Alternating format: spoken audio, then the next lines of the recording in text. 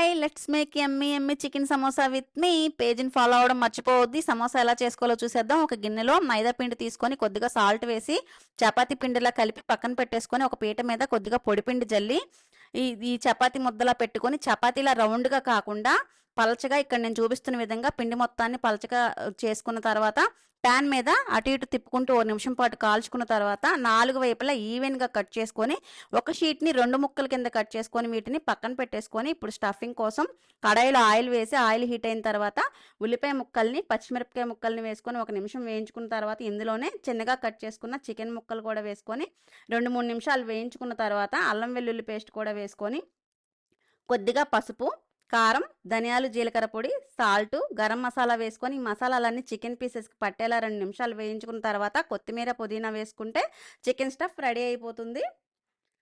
ఇప్పుడు ఈ chicken stuff పక్కన పెట్టేసుకొని సమోసాలు ప్రిపేర్ చేసుకుందాం. సమోసాలని ఈ షీట్స్ని సమోసాల్లా చేసుకొని ఇందులో చికెన్ స్టఫ్ పెట్టుకొని అన్నింటిని కూడా ఇలాగే ప్రిపేర్ చేసేసుకొని డీప్ ఫ్రైకి సరిపడా ఆయిల్ పెట్టి ఆయిల్ హీట్ అయిన తర్వాత ఇలా అన్నింటిని వేసుకొని గోల్డెన్ బ్రౌన్ కలర్ వచ్చే అంతవరకు వేయించుకుంటే వేడి వేడిగా చికెన్ సమోసా రెడీ.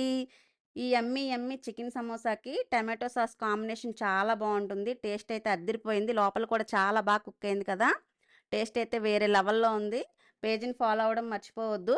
వీడియో ఎలా అనిపించిందో కామెంట్ చేయండి.